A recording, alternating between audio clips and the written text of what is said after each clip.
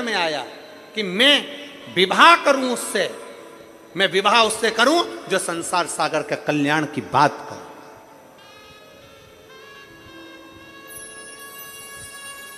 संपूर्ण विश्व के कल्याण की बात, मैं विवाह उससे। पीवरी के मन में आ गया। इसलिए आज भी जिस बेटा बेटी का विवाह 35 साल 40 साल 30 साल हो गए और शादी नहीं हो रही हो, जिस बेटा बेटी का संबंध नहीं हो रहा, उससे निवेदन है पितृपक्ष में जो शिवरात्रि आ रही है, उस पितृपक्ष की शिवरात्रि के दिन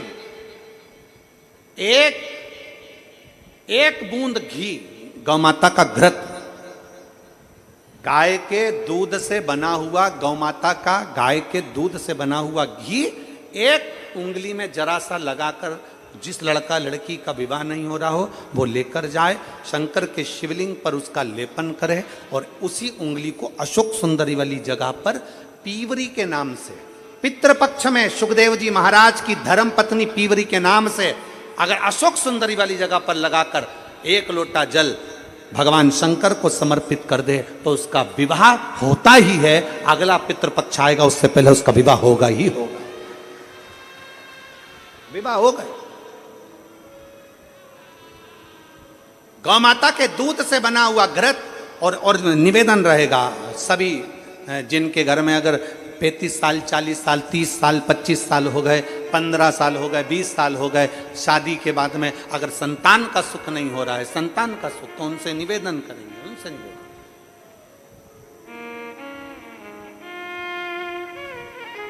प्रयास करो श्राद्ध पक्ष में भगवान शंकर को थोड़ा सा शिवरात्रि के दिन घृत, गाय के दूध से बना हुआ घी, गाय के दूध से, नकली नहीं। नकली ने तो अभी धमाल मचा रखा है तिरुपति में, नकली नहीं।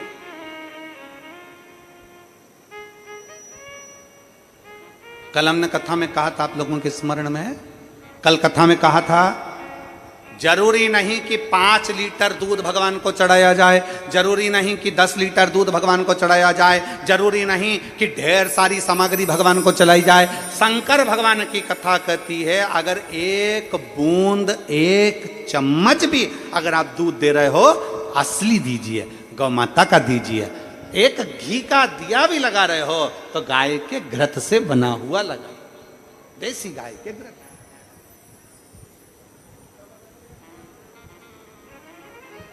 थोड़ा सा भी दो पर भगवान को शुद्ध दो, थोड़ा सा, अशुद्ध नहीं चाहिए भाई। प्रेमवश भगवान के। अब पीवरी ने मांगा तो निवेदन अगर बन सके, जिनके घर में संतान का सुख नहीं है, अगर ये शिवरात्रि जो आ रही है श्राद्ध पक्ष की, श्राद्ध पक्ष की शिवरात्रि मतलब पितृ और महादेव दोनों का वर हमको प्राप्त होता है। मान लो घर में पितृदोष हो गया, आहुत दोष हो गया, वासुक दोष हो गया, काल सर्प दोष हो गया, सारे दोष तुम्हारे पास में, कोई ने कह दिया मंगल हो गया, कोई ने कह दिया शनि चढ़ गया, कोई ने कह दिया बुध चढ़ गया, कोई ने कह दिया गुरु चढ़ गया, कुछ भी चढ़ जाए, तुम महादेव के पास जाइए।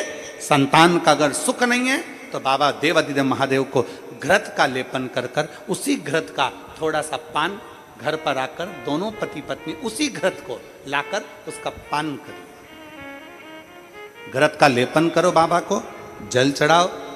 अगर लेपन नहीं कर सकते तो थोड़ा सा चढ़ाकर भी अगर लेकर आओगे और वो घृत का पान अगर करा है तो संतान का सुख होता ही है।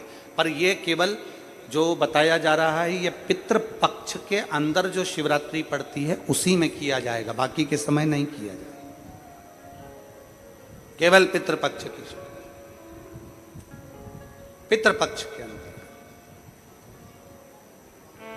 और मैंने तेरे ही भरोसे बाबा, तेरे ही भरोसे हवा बिच उड़ती जावांगी, बाबा डोर तो छंडीला में कटती जावांगी। पितृपक्ष की शिवरात्रि में आप ये कर्म कर सकते हैं। और बड़ी सहजता से सुन लीजिए, बहुत सहजता से।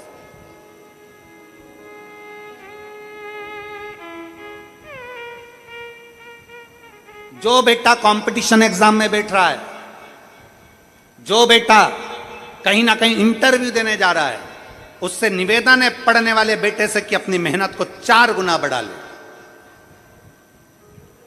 अपनी मेहनत को 4 गुना बढ़ा, खूब पढ़ो, खूब अध्ययन करो। और जब इस पितृपक्ष की शिवरात्रि आ रही है तो पितृपक्ष की शिवरात्रि पर एक बेलपत्र पर हमेशा आप लोगों को कहा कि आप कभी भी परीक्षा देने जाना तो बेलपत्री की मध्य पत्ती पर शहद लगाना।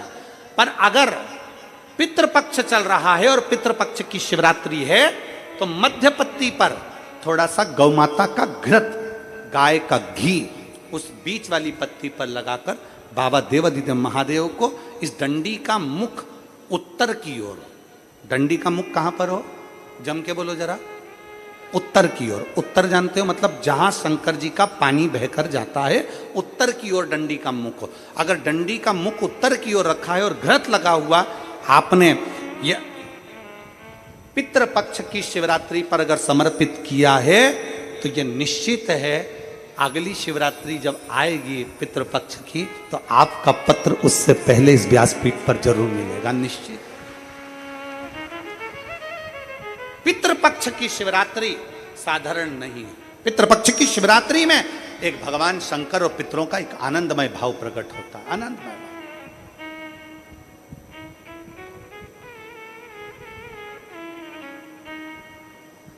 और मैंने तेरे ही भरोसे बाबा, तेरे ही भरोसे हवा विच उड़ती जावांगी बाबा, डोर हथो छड़ी ना मैं कटी जावांगी। भोले मैं तेरी शंभो मैं तेरी हवा बिच उड़ती जावांगी बाबा, डोर हथो छड़ी ना मैं कटी जावांगी। पितृपक्ष में पढ़ने वाली शिवरात्रि पीवरी ने भगवान शिव से वर मांगा। बाबा देवाधिदेव महादेव की कृपा ऐसी हुई कि भगवान शंकर का ही स्वरूप अंश श्री सुखदेव जी महाराज, भगवान शिव का एक अंश स्वरूप श्री सुखदेव जी महाराज।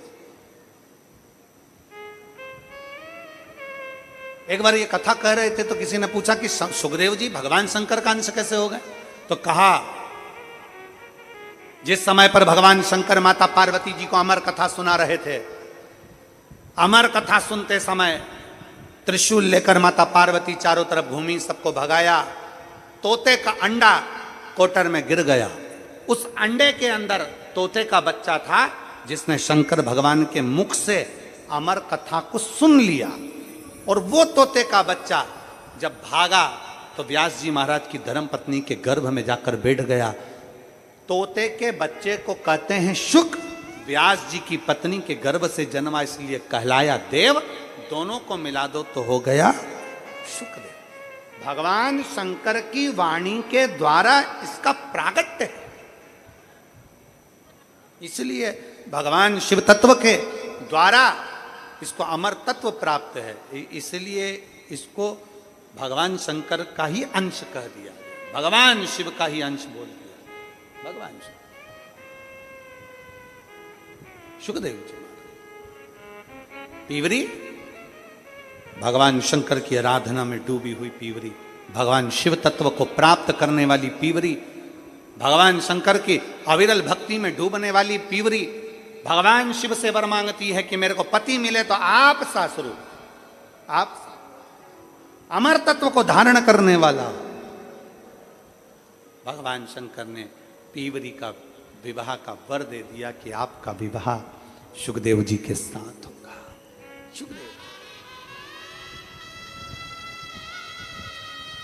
भगवान श्री सुखदेव जी महाराज के साथ, भगवान और महाराज शिव तत्व कहता है, भगवान शंकर का पावन चरित्र कहता है, भगवान शिव का पवित्र चरित्र कहता है।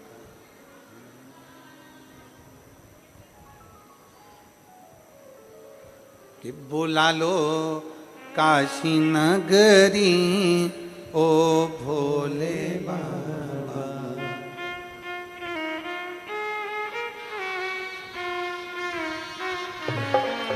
बुला लो काशी नगरी ओ भोले बाबा, बुला लो काशी नगरी ओ भोले बाबा, बुला लो काशी नगरी ओ भोले बाबा।